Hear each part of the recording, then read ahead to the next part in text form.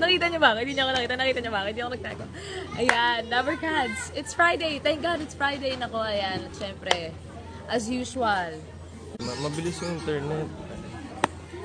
At ayan tayo nagbabalik. Ayan, at ayan, yung bangs, pack, ganun. At ayun na nga, tulad na, as usual, meron naman tayo sa Dabber kasi nakakailangan ng tulong at payo at susubukan natin itong lutasin at susubukan natin siyang tulungan. At ayan, bago ko po muna hingin ang letter, gusto ko po munang formal na ipakilala sa inyo si JP. Magpakilala ka na para makilala ka ng tao. Siya po yung tinatawag kong Biko. Dahil nandito ng totoong Biko, ipapakilala ko na siya. Ayan. Ako po si JP, hindi ako si Biko. Siya po si JP, hindi po siya si Biko. At ayan si Kuya Vega. Ayan. Mag-lunch na siya dito sa table. Ayan. Ito na yung letter. May nagawa naman tayong email, JP, para alam nila kung saan isi-send ang kanilang mga queries. Nag-ano sila sa Twitter, yan. Galing yan sa Ayan. Twitter. Twitter? 145 characters lang sa Twitter. Kung ka ba Twitter taon yan? DM. DM. So, ililiwanagin. Sorry.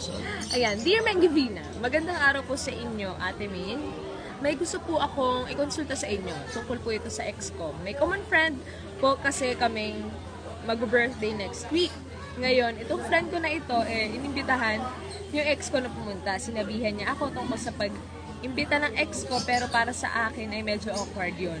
Kung magkita man kami doon, ano po kayang dapat kong gawin? Huwag na lang ako pumunta o pupunta ako, pero snob na lang siguro sa ex ko.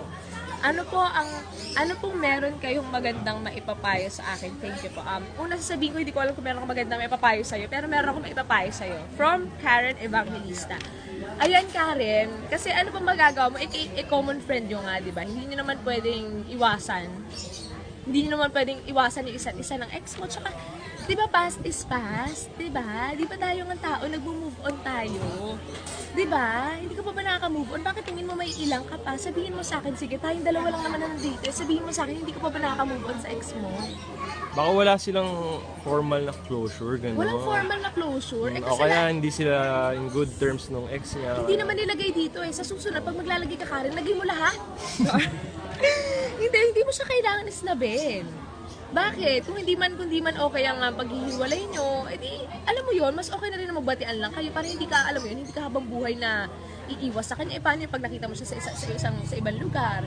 Iwas ka din ba? Tsaka ito naman, hindi naman ikaw ang pinunta niya. Tandaan mo, hindi naman ikaw yung pinunta niya. Diba? Party ng friend mo ito. Kaya, huwag kang mag-isip ng kung ano-ano dyan. Diba? Malay mo, pag nagkita sila, may spark po pala. Hindi. Malay mo, hindi. Hindi naman lahat ng bagay, alam mo yon, may spark ulit. Pag nagkita, patagita po ulit. Hindi ganun yon. Ayan, siguro hindi, tanongin kita, nakamove on ka na ba? Tanongin mo muna rin yung sarili mo rin kung nakamove on ka na. Kasi kung hindi pa, medyo mabigat yan kapag nakita kayo ulit o kaya kapag nakasalamuha mo ulit siya, kapag nakausap mo. So first, tanongin mo muna yung sarili mo, nakamove on na ba ako sa kanya? Kung free na ba yung puso mo sa galit, sa tampo, sa lahat, sa napagdaanan nyo noon? Kung talaga bang maisasantabi mo na yung nakaraan mo? Kasi ganun yan eh. Yung iba kasi, hindi pa sila nakamove on sa nakaraan nila, kaya tingin nila, stuck pa sila doon. Hindi natin alam kasi medyo vague ng nung letter niya. Pero pwedeng ganun. So I hope sana nakamove on ka na. And kung nakamove on ka na, I don't think there's a reason for you to, alam mo yun, make iwas. Like, it's Sophie's birthday yesterday, you know? Alam mo na. Ayun, wala rason para umiwas ka. If nakamove on ka na, if talaga na isang tabi po na yung past mo, kapag alam mo yun, nakapag-forward ka na. Walang reason. Walang reason para iwasan mo siya. Walang reason para maging awkward ka sa kanya and all that. Pero mas okay kasi kung hindi naman nabanggit dito kung may closure ba or kung baka kasi nga pwede rin na nag-away, pangit yung ending relationship nila. Pero ayun, it's up to you kung gusto mo bang lagyan ng closure. Kasi mahirap kasi kapag wala eh.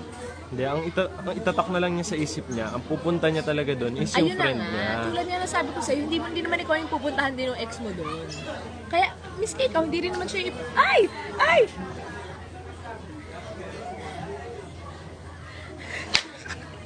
Miski ikaw, hindi rin naman siya yung pupuntahan mo doon, di ba? JP naman, ang dami-daming lugar, bakit dito?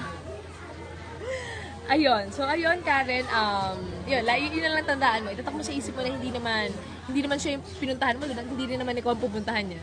Pupuntahan yung pareho, ay ang kaibigan niya. At mag-focus ka na lang sa kaibigan mo, sa party, tumulong ka doon. Ayun, tulungan mo siya. Pwede mo naman siya kailangan iwasan eh. Pero kung hindi ka komportable na kausapin siya and all that, eh, di mo kausapin. Wala namang pulpilit din sa'yo. Malay mo, siya lumapit sa'yo, kausapin ka. Pero kung hindi ka pa ready, alam mo yun, casualan lang, ganun lang. Huwag ka lang maging rude sa kanya. Okay? Civil lang. Kasi mas okay na, alam mo yun, wala kang galit or tampo or sama ng loob sa mga nakaraan mo. Kasi mahirap eh, kapag may dinadala ka pa hanggang ngayon. Diba? Mahirap yung ganun. Move on din pag may time. Ayun, sana mag-enjoy ka. Isipin mo na lang na huwag mong i-stuck yung sarili mo dun sa nangyari sa inyo o dun sa ex mo. Huwag ibuhos sa kanya yung attention mo dun sa party. Kasi hindi siya yung pinunta mo dun. Mag-enjoy ka and have the best time of your life. Ayun lang, Karen.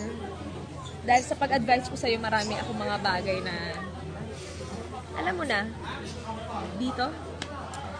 So, ako na nga yung nangangamoy. Ayan, Santa Karen, sana nakatulong kami sa'yo at sana mag-enjoy ka dun sa party na yun. Basta huwag ka mailan, just chill ka lang, best. Huwag ka masyadong mag-overthink. Sabi nga ni Alda, di ba? Huwag ka mag-overthink. Ayan. Mag-overthink, okay lang yan. Kung masyado mailang, kung masyado ma-awkward. Hindi sa kanya humikot ang mundo mo. Tapos na tayo. Move on na, best. Yun lang, Karen. Bye-bye. Thank you.